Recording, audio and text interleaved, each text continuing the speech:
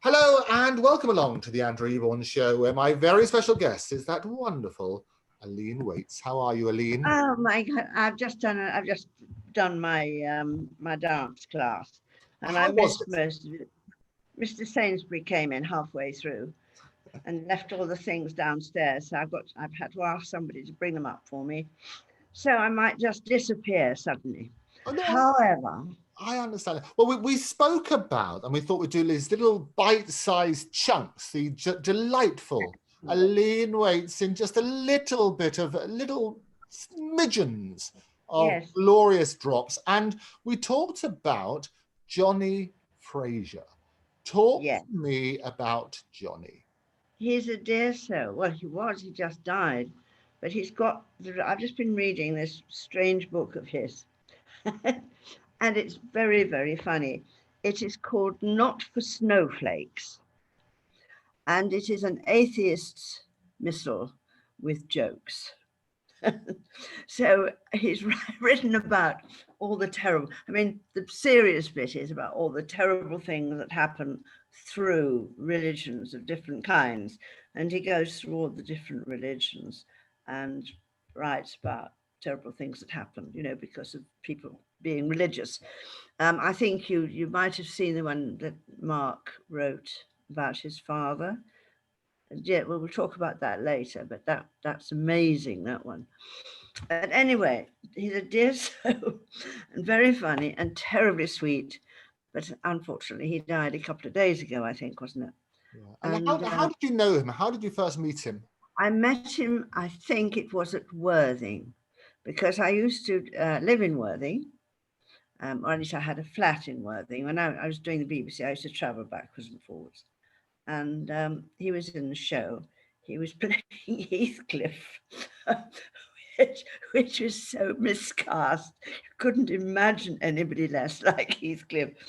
And he was quite small, and he was wearing, sorry, it was so funny. He was wearing huge lifts in his boots, and they kept tipping over. Oh, no. Well, I mean, bless his heart, he was never a Heathcliff. He's a sweet, gentle person. You remember he played Bosie in it. I mean, he's a darling person, but very, very beautiful and very sweet. And the book is very funny. And he has wonderful quotes. I wish I could find the ones. Oh, yes.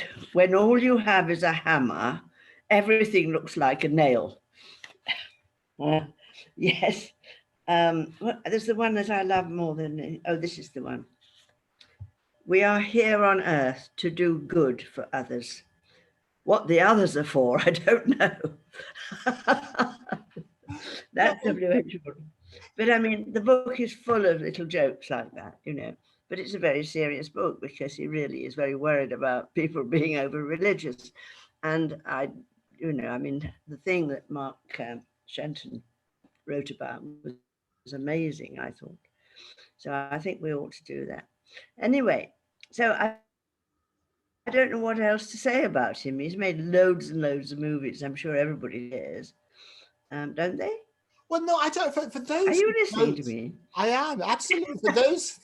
For those who don't know about his career, give us some of those. Oh, yeah. All right. Well, I'll tell you.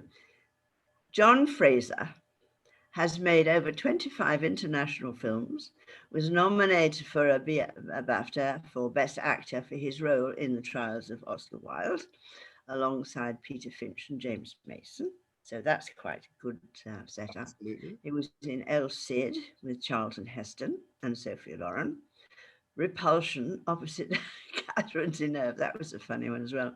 The Polanski, do you remember that one? Of course. And Isadora. Now, Isadora is very interesting because it was filmed in the theatre, the old music hall theatre. What's it called? Where the old music hall theatre in Wilton's. Wilton's. Oh, there. Oh, no, that was a good guess, wasn't it? That was brilliant. Well, is there another one? Oh, don't take away my moment of glory. No, you're very clever to do that. Very, very clever indeed. Yes. Anyway, Yes, that was done in Wilton's. And this was one of the reasons when we tried to buy Wilton's, when we tried to get Wilton's, I should say, that it was in such good nick because the BBC had been using it for filming. Right. Um, and it was in a street with a lot of little houses, little like old curiosity shops and things. And it was just beautiful. And of course, they pulled all the little shops down and left it to rot. You know, they had to put a preservation order on it, you know, and they just left it, and the dam got in and it all fell apart again. So they had to start again. Anyway, that's got nothing to do with John Fraser, except that he was in Isadora. He was also in, oh yes, in 1980, he founded the London Shakespeare Group, with which he has travelled all over the world. And you'll find that on Facebook, there are lots and lots of tributes to him from all the actors who all say what a sweet guy he was. They do. I've seen that sort of outpouring of loveliness, and actors are very good at sort of saying that. But I think it is genuine in terms of Johnnie, isn't it? It's genuine, yes. I think there are times when it's not, I must admit. Oh no, that's what I mean. Is a lot of people and people always say, look, say all the nice things whilst they're here, because they'd much rather hear them then, wouldn't they? That would be nice, wouldn't it? But I don't know whether I've told you about an actress friend. She was in a show I directed called Waiting in the Wings, and this lady died, and we all went to the funeral, and we found out from her brother that she lived in a room in a house, and she had no bed and no hot water, and she used to sleep in her costumes, right? Now this is weird. And so then we went to the funeral, and the party afterwards was an enormous house in Earl's Court with a swimming pool and little men with waistcoats on giving out food and the champagne and the caviar and all that crap. And you thought, this is terrible. Why didn't they do this for her when she was alive, you know? Because she was ill, you know, she was suffering. And people would sort of take her stuff, you know, look after her and things. And so she had a lot of tributes, and they said she'd been saving all her money to put on her play. So my friend, and I think your friend, but I won't mention his name, helped arranged to put the play on and rewrote the play because it was very good. And then found out that, of course, she was a millionairess, wasn't she? And she was leaving huge sums of money to people, a strange selection of people who hadn't really done anything at all for her. But you do know who I'm talking about. I think we've discussed it, haven't we? Yeah, no, we have. I think that's sort of wonderful subtext. And is there a reason you don't want to reveal it publicly?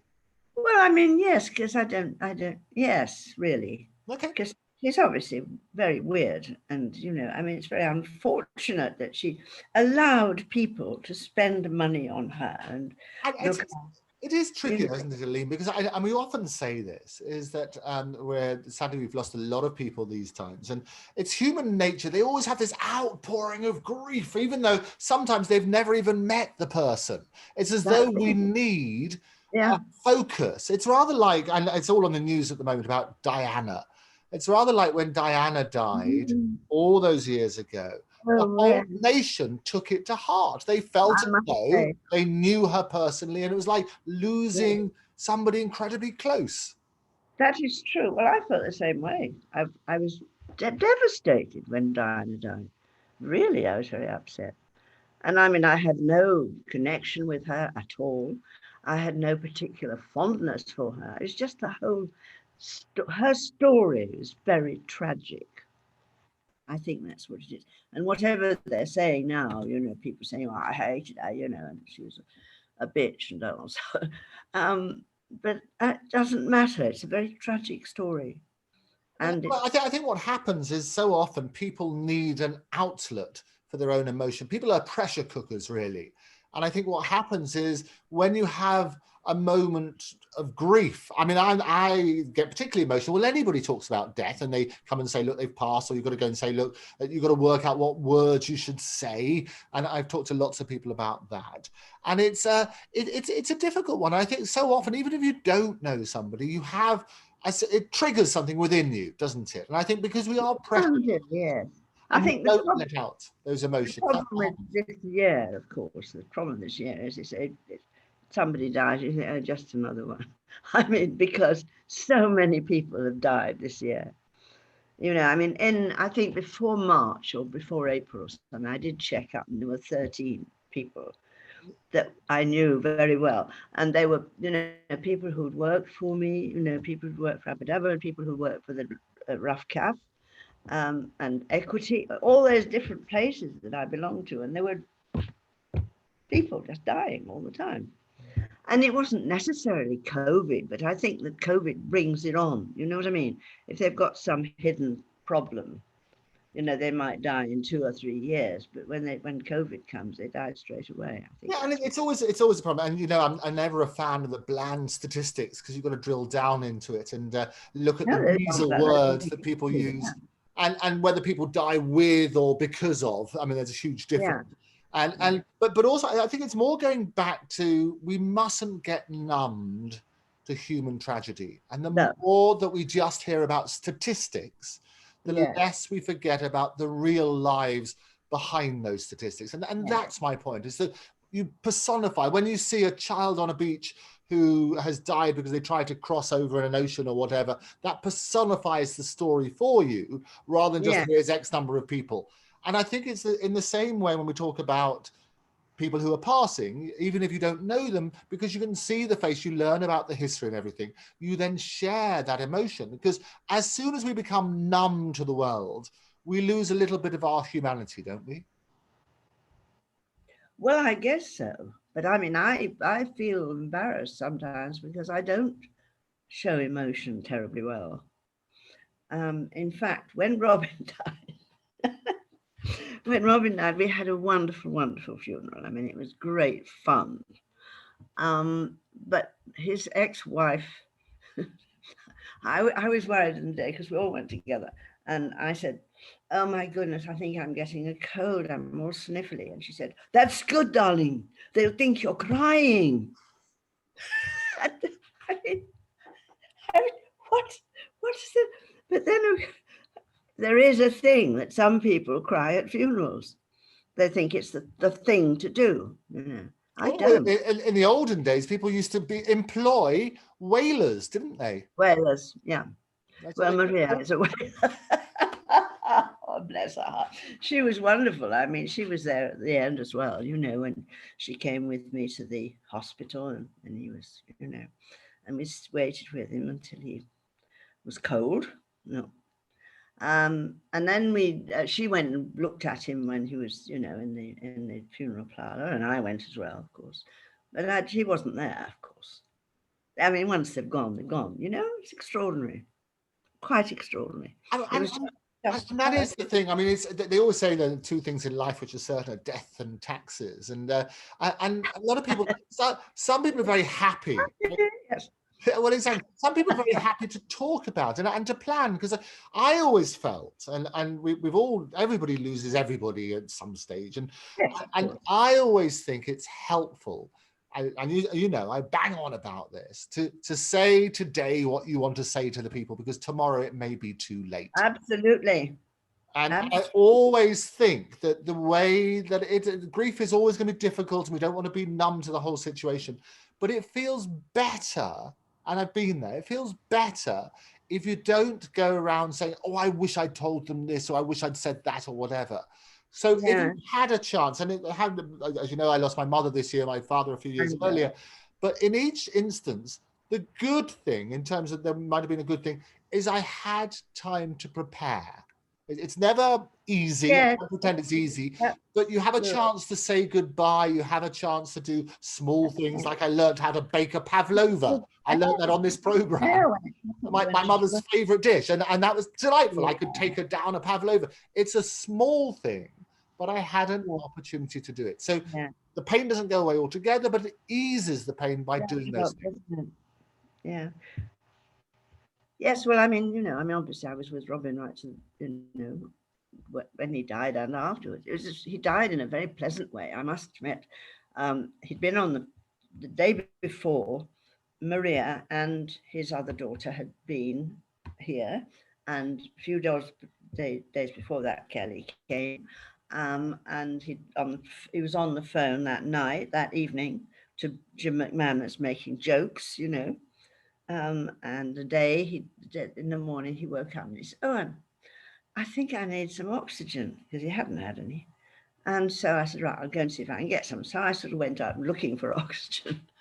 And eventually I got oxygen, and I came back, and we were still laughing, and the oxygen man came, and they had lots of jokes and everything. And then the oxygen man went, and he was just lying there in bed, and I'm not the oxygen man, Robin. And I said, the doorbell rang.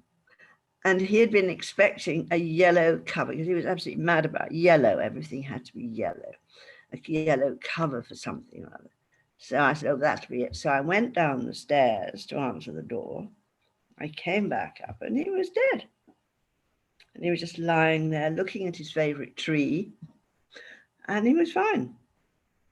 And that was it. And then, of course, I rang the ambulance people, and they came along, but they started jumping him up and down and doing awful things to him to try and bring him back. I said, "Don't do that. Don't do that. Let him go. Let him be, That's an awful thing, isn't it, when they try and wake them up?" Anyway, then they put him in the ambulance, and I think Maria couldn't have done. No, she couldn't have driven. We must have got there somehow. And he was dead on arrival, when he arrived at the hospital. But it was strange, because it was so easy. And had you discussed with Robin about death? No, we've discussed various things, because he looked after his mum and he looked after his dad when they died. His father was he was in Denville Hall, and he was expelled from Denville Hall. That one of the things that happens when people get what is it? What's the name of that thing that you get when you're old and you forget, like me, you forget things. Amnesia. Well, it is amnesia, but it's something. But it's the beginning of a disease. Right. Not dementia. Not dementia. Are you talking dementia. About dementia? Yes, and the first sign of dementia, and I have found this out again later, is that you get terribly oversexed. And he was chasing after all the old ladies in Denville Hall, so he was asked to leave. I just think it's so funny, because the movie star and all these old actresses, sexy actresses that he remembered from his youth, I suppose, and so he was after them all. So that was very sweet. Robin looked after him, and he said something very interesting when my mother, because my mother was being a bit difficult, because she got whatever it was we just said, but in a different way. And he just said, "You must remember that she's always in pain." And I thought, that's odd. How does he know that? But he did know that. He knew a lot of things, Rob. And she wasn't, she was in pain, because we know she was, because she was full of drugs, because she used to go to different doctors and get different prescriptions.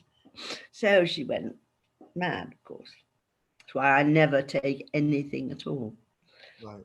I used to take all sorts of different pain-killing drugs and things like that, And they put her in a mental hospital, and we had to rescue. I've told you that story.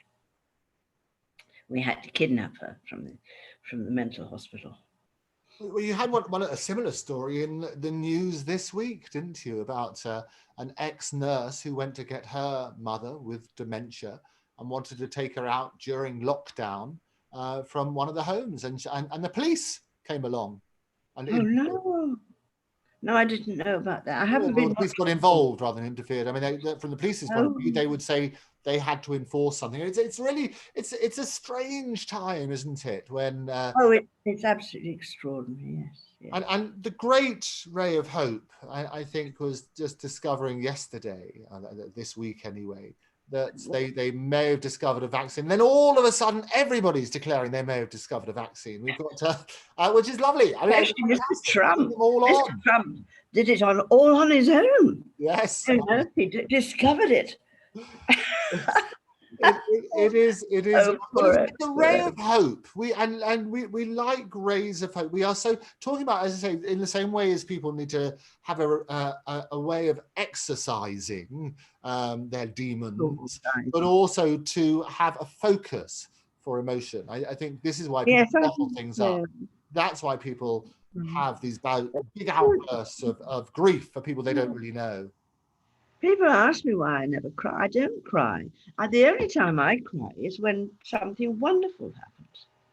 If I go and see a show and somebody's particularly brilliant, you know, something like somebody like Fred Astaire or something like that, then I'll cry.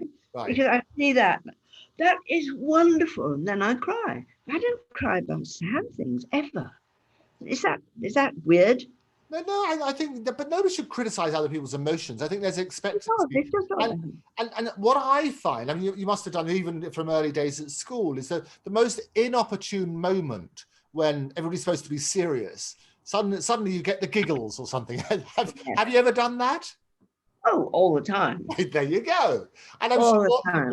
I laugh at everything. I mean, you know that. I laugh at everything. I know.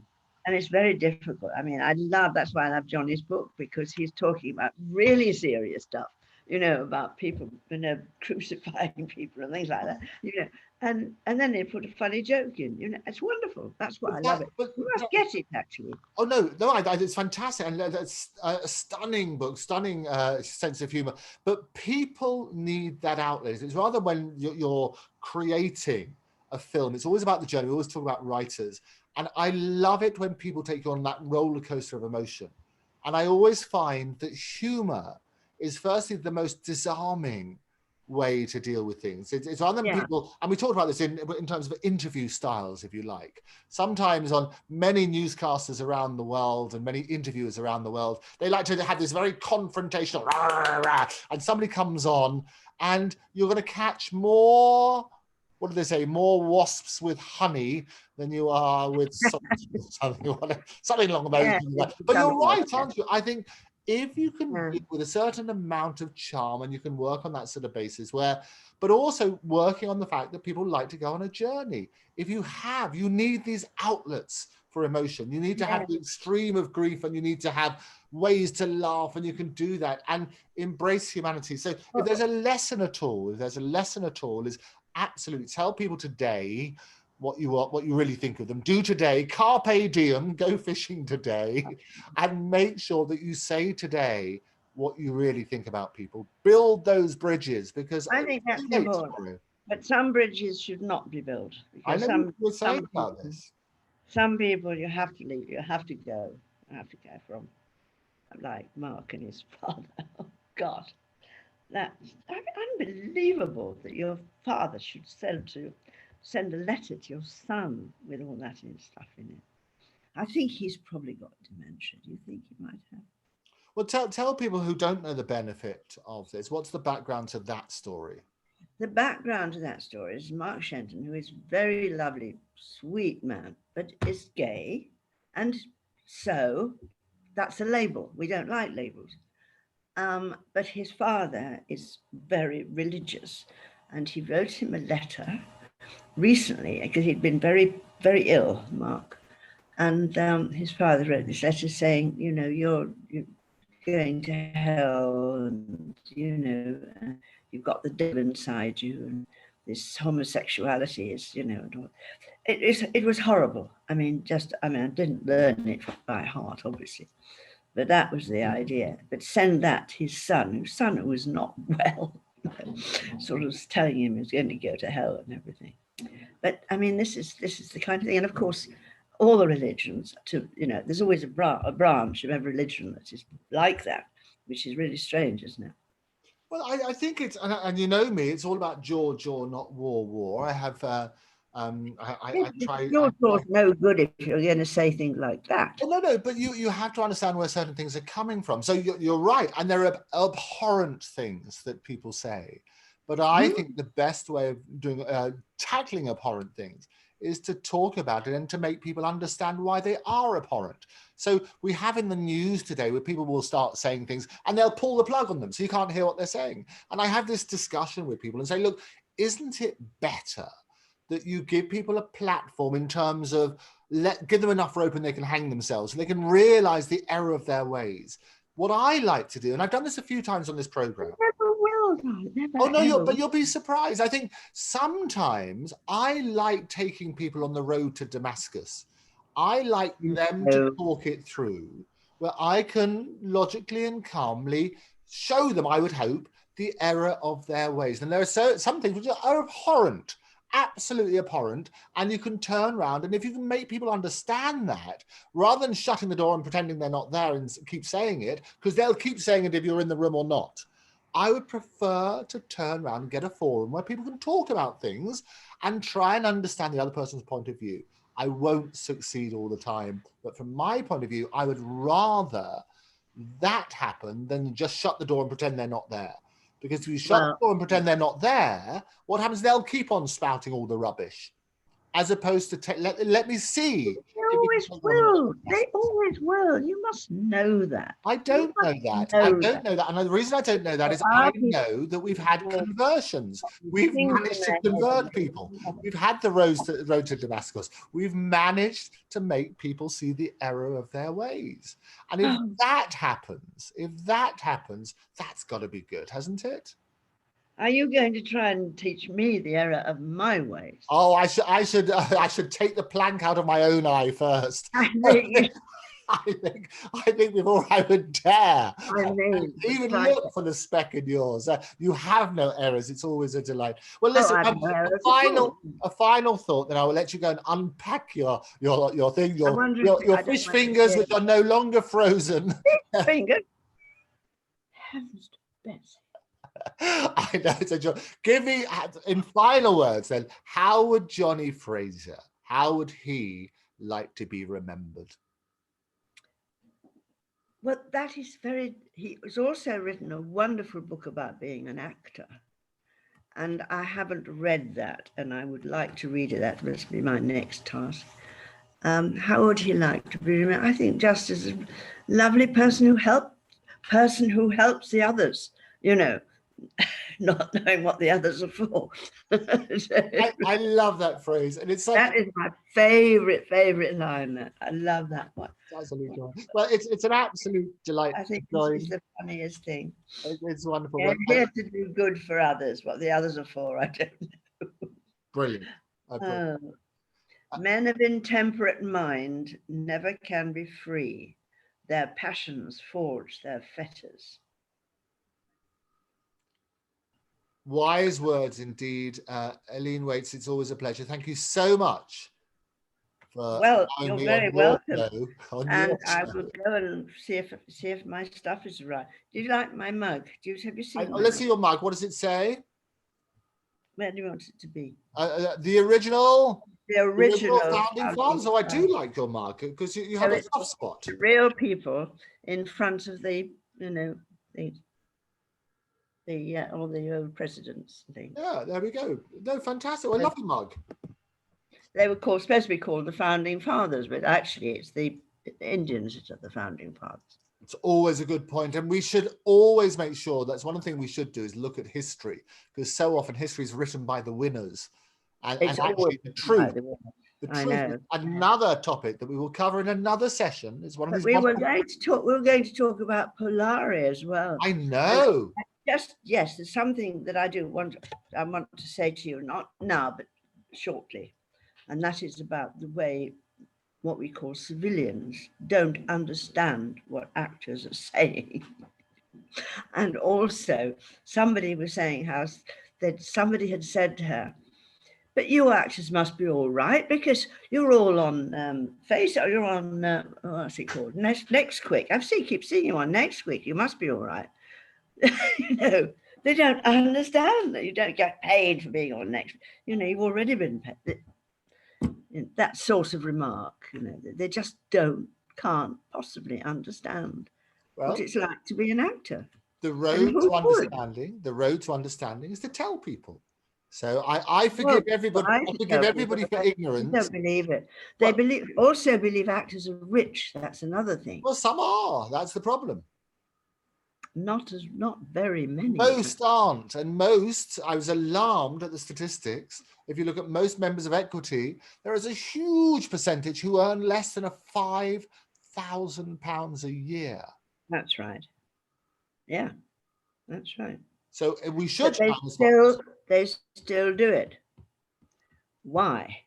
Well, I think also you have to look at the statistics, because lies, damn lies and statistics. And let's look at that, because some of the time you can be a member of Equity and have other sources of income. It doesn't mean it's necessarily their only source of income, because some people, and also you have to work out how did they get to that statistic. They might have got to that statistic because people declared, and for those who don't know, your equity fees depend on how much you declare that you earn. So if you declare that you earn £5,000 or less, your fees will be a bit less than something else. So we should look at that. But you're right. Most. Well, yes, I mean, to me, well, I mean, I have my own thing about equity. We were a closed shop once, and that was right. That was correct, because it didn't mean that people who had, you know, anybody could join equity. I don't think that's right at all. I think you have to be a person who tends to devote their lives to what they're doing. That is what but something like acting and being in the theatre, because to be in the theatre is an enormous privilege to start with. But you have to obey all the rules. And the people who just join willy-nilly don't ever. And I mean, I've known a lot of them who, if they come and say they've just joined equity, I say, go away, please. Yeah. Well, all generalizations are false, including that All one. generalizations are false, but I mean, I have used people who are new, who haven't been to drama school and things like that, and they just don't turn up on time. Well, I think as you say, there are people, and people should. We should find out more about the profession. I think you're right. It's very important. It's very important. But I would like a closed shop, and I keep voting for it, but they won't have it because of the unions. But then you've got to work out how do you get into the closed shop. I mean, if you can never get into the closed shop, it was very simple. You had to do 3 jobs. But how can you do a job if it's a closed shop? That's the problem. No, you can get jobs out of town in rep or something like that. You can do that. You get 3 of those jobs, and then you can. Could I be in a fringe production of Hair? No. What would you do? It was the highlight of my week, your fringe production of Hair. Yes, that was quite good. We will look at that another time, but for now, all those points about equity. Who's coming on today then? Who's coming on today? Oh, loads of people. I've been on. What about Susan? Is Susan? Yes, I'm looking forward to Susan. She's going to be coming on soon. I think she's going to be next week. It's only 24 hours before I can make a really, really exciting announcement. So in 24 hours time, I might even give you a little hint separately, but in 24 hours time, right here on Octopus TV, to everybody who's subscribed, there's a little present for you, and that'll be coming up within 24 hours. But for now, ALINE Waites, thank you for allowing me on your show. It's going to be good. Thank you very much for coming. Very good. Bye. Bye-bye. Bye.